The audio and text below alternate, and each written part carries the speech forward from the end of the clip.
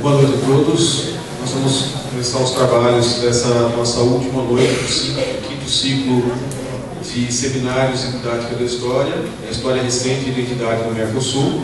Conforme o nosso planejamento, nós começamos fazendo uma discussão que foi, vamos dizer assim, o primeiro bloco das nossas atividades na parte da noite, sobre a história recente e o seu ensino na Argentina e no Uruguai. Na noite de ontem, nós fizemos aí a nossa reflexão sobre a questão da identidade, juventude e a situação contemporânea no Paraguai e na Venezuela, diante de todas as mudanças que vêm acontecendo. E na noite de hoje nós temos a honra de receber o deputado federal, o Dr. Rosinha, que tem uma larga experiência na reflexão e mesmo na ação, na negociação, que se refere às relações entre o Brasil e os demais países do Mercosul, e que, portanto, muito gentilmente vai falar um pouco conosco sobre essa experiência, de modo que nós possamos aproveitar a situação para conectar tudo isso, todo esse conjunto de reflexões, que certamente é bastante útil, não só para as investigações do Grupo de Estudos de Didática da História, como para o curso de História em geral e para a nossa cidadania como um todo. Eu passo a palavra ao nosso vice-reitor, professor Luciano Vargas, representando o reitor, para a abertura. Boa noite, obrigado, professor Serri.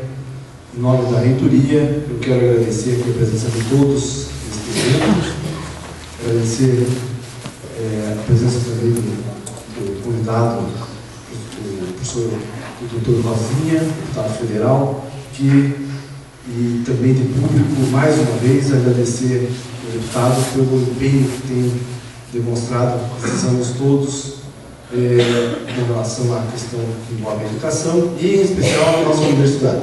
O deputado Rosinha tem sido um parceiro muito bom em termos de aprovação de emendas, tem nos ajudado também na liberação de recursos de emendas de outros deputados, que às vezes não são alinhados com o governo em questão, e com isso a gente tem mais que agradecer, sempre que podemos, do público, esse empenho do deputado Rosinha.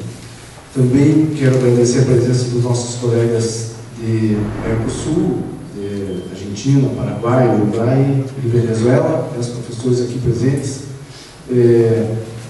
Não sei se saíram de lugares mais quentes, mas realmente estamos enfrentando um período bastante frio aqui em Ponta Grossa.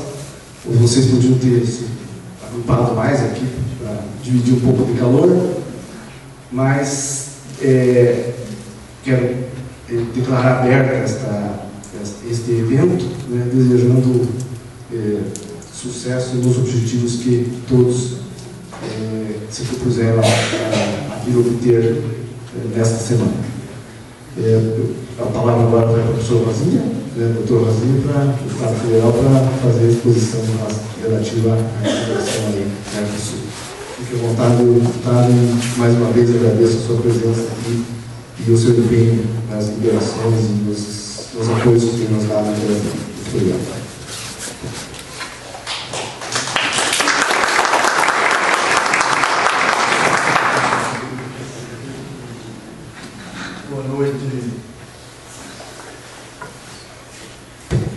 Boa noite a todas e a todos.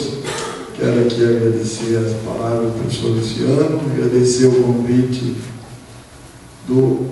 acho que foi o Departamento Histórico, professor Sérgio, Departamento, por esse convite para eu estar aqui essa noite para fazer uma conversa com vocês.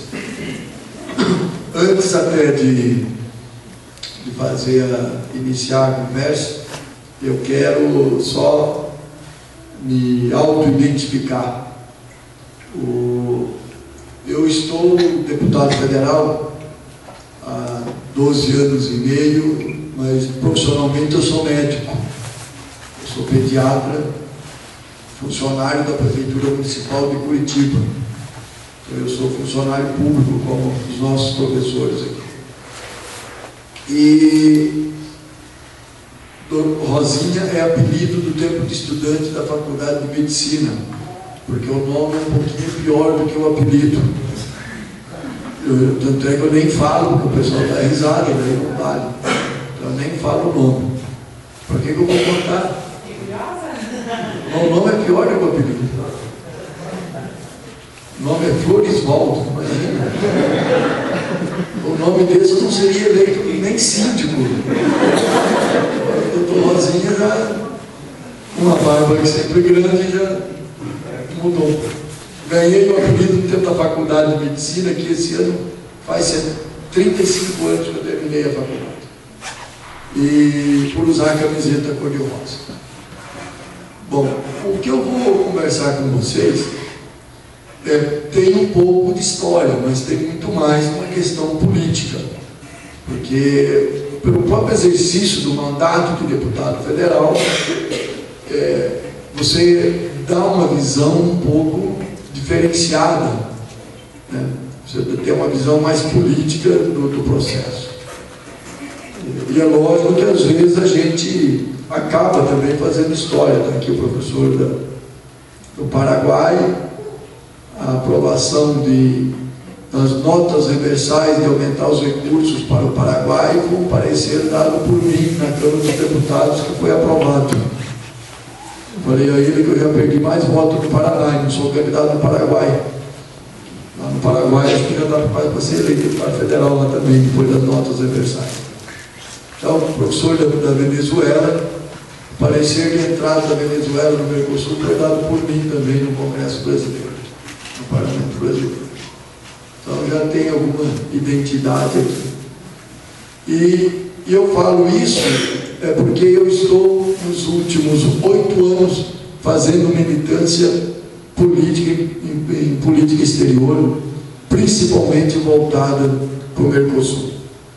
E quando passou o e-mail para mim o convite, me informava que a minha obrigação aqui era falar Mercosul, formação, atualidade e novas perspectivas.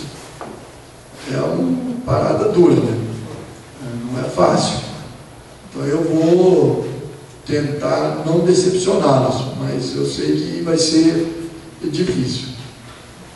Nós temos que entender que a nossa América, ela começou a ser dividida mesmo antes de se tornar colônia, né? O próprio Tratado de Tordesilhas, nós sequer éramos colônia, mas já estávamos sendo divididos entre Portugal e Espanha. E durante a colônia sempre a disputa, e no período da independência, que agora boa parte dos países estão comemorando 200 anos, outro dia foi Paraguai, 200 anos, foi agora a Venezuela, né?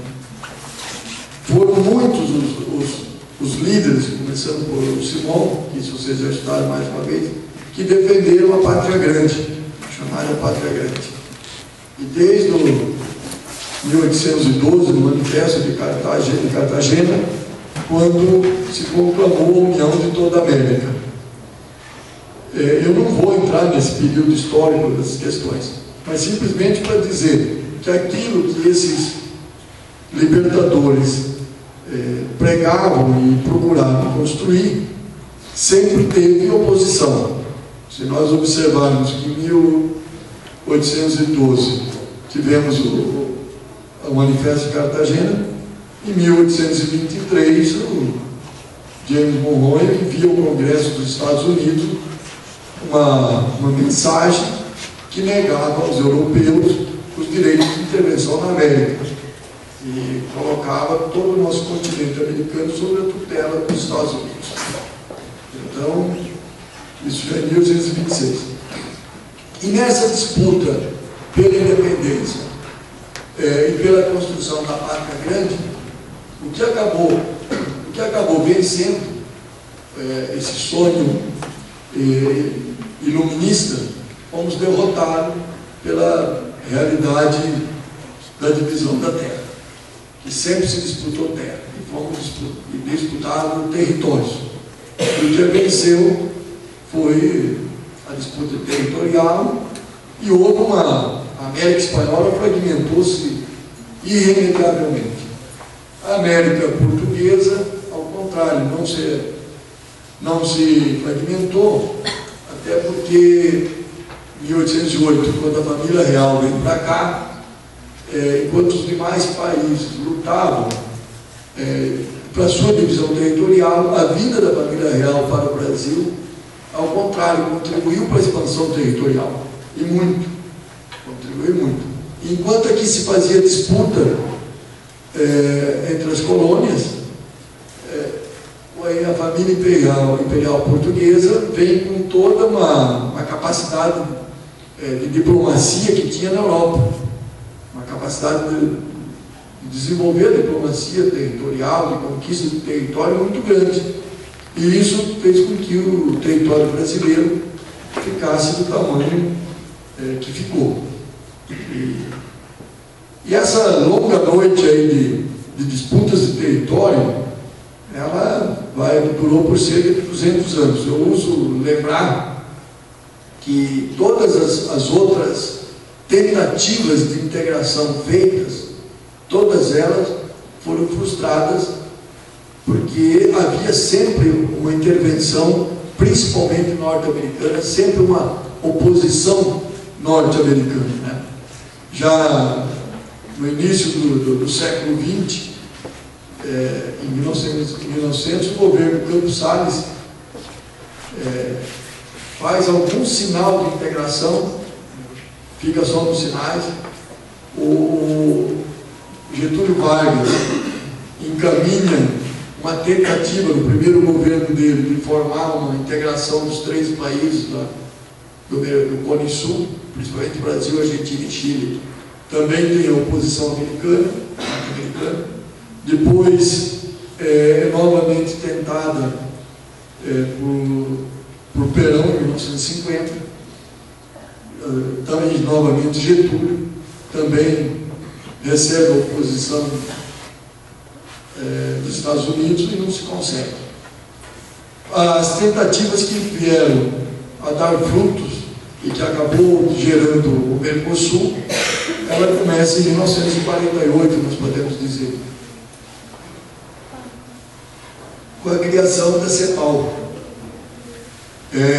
A CEPAL, ela impulsionou, na época, a Comissão Econômica para a América Latina, a CEPAL, ela impulsionou algumas ações regionais e acabou dando, em 1960, o Tratado de Montevidéu, e esse Tratado de Montevidéu criou a Associação Latino-Americana de Livre Comércio, que foi substituída em 1980 pela Associação Latino-Americana de Integração, a ALAT. Nós podemos dizer que a ALAUC, a Associação primeira de 1960, ela não conseguiu evoluir devido à instabilidade política vivida em toda a região. Nós temos que saber que foi de muita instabilidade.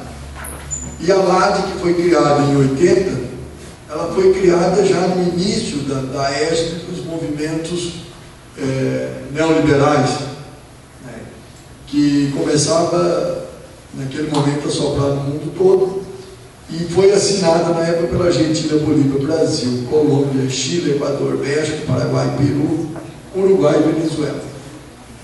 E, apesar de pouco operante, ela existe até hoje. A LAD, inclusive, tem sede em Montevidéu.